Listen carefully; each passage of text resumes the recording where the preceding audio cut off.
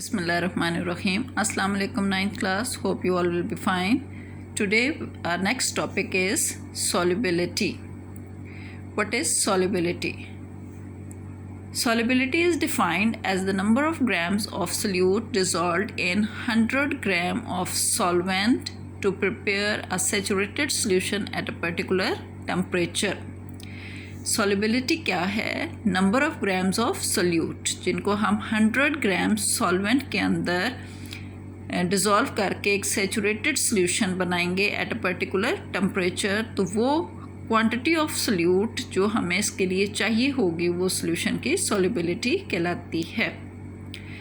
There are 3 factors of solubility. Number 1 is like, dissolve, like.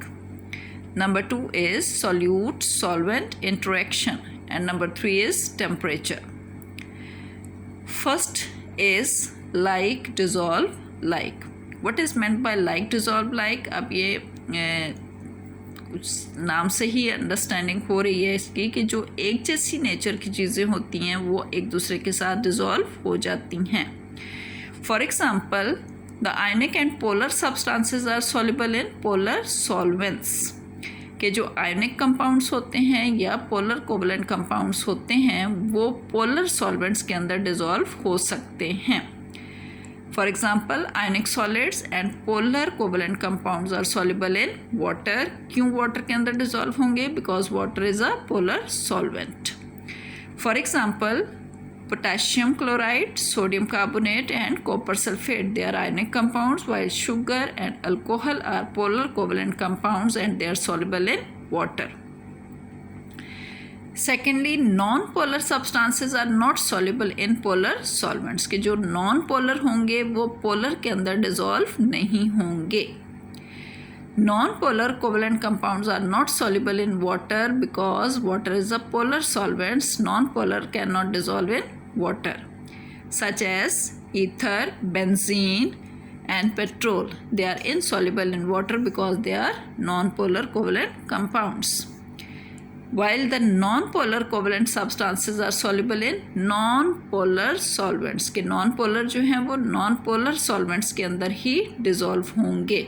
For example, grease, paints, naphthalene, etc. They are soluble in carbon tetrachloride or in ether because they are non-polar solvents.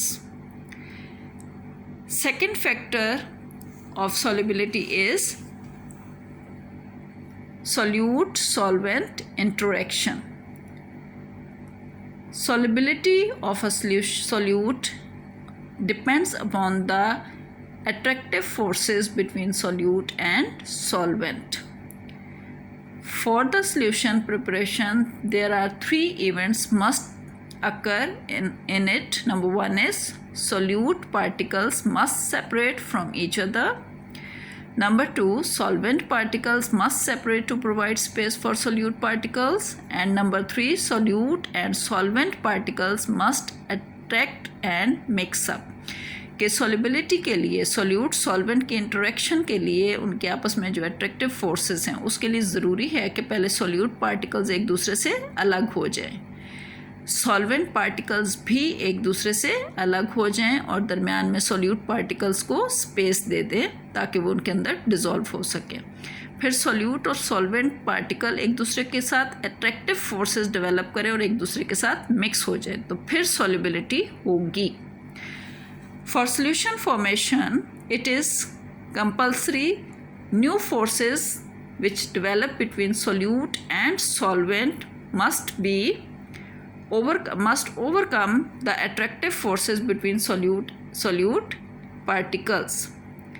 कि जो जब हम किसी solute को solvent के अंदर डालते हैं तो उसमें 3 तरह की forces मौजूद होंगी. एक solute की आपस की attractive forces, दूसरी सॉल्वेंट की आपस की अट्रैक्टिव फोर्सेस और तीसरी वो फोर्सेस जो सोल्यूट और सॉल्वेंट के दरमियान डेवलप होंगी.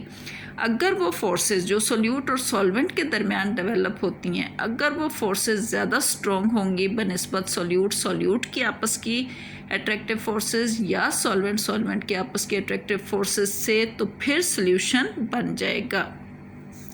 But if the solute forces are more strong than the attractive forces between solute and solvent, then solute will not be dissolved in solution, it will be insoluble in solution. For example, if we want to dissolve sodium chloride in water, it will dissolve radially, फौरन से dissolve हो जाएगा, because the attractive forces between the sodium chloride and polar molecule of water are strong enough to overcome the attractive forces between sodium ion and chloride ion in solid sodium chloride crystal. कि जो sodium chloride है ये ionic compound है, इसमें ये sodium ion and chloride ions एक दूसरे के साथ इलेक्ट्रोस्टैटिक फोर्सेस के साथ बंधे हुए हैं। इसी तरह वाटर पोलर मॉलिक्यूल है, उसमें ये ऑक्सीजन नेगेटिव पोल और हाइड्रोजन पॉजिटिव पोल है। जब हम सोडियम क्लोराइड को वाटर के अंदर डिज़ोल्व करते हैं तो सोडियम और क्लोरीन के दरमियान जो अट्रैक्टिव फोर्सेस हैं उसकी निस्बत जो वाटर और आइंस के दरमियान अट्रैक्टिव फोर्सेस बनती हैं वो ज़्यादा स्ट्रॉन्ग होती हैं, जिसकी वजह से सोडियम क्लोराइड फ़ौरन वाटर के अंदर डिज़ोल्व हो जाता है। And the positive end of water, ये जो छोटे साइज़ में जो मॉलिक्यूल्स के अंदर ये जो छोटे साइज़ में एटम नज़र आ रहे हैं ये हाइड्रोजन एटम है, इनके ऊपर पॉजिटिव चार्ज है, पार्शियल पॉजिटिव चार्ज, जबकि ये जो सेंटर में आपको नज़र आ रहा है ये ऑक्सीजन है, इसके ऊपर पार्शियल नेगेटिव चार्ज है। तो जो positive end of water molecules हैं they surrounds negative chloride ion, while the negative end of the water molecule surrounds positive sodium ions. In this way, sodium chloride dissolves in water molecule in water, and solubility occurs due to strong attractive forces between solute and solvent.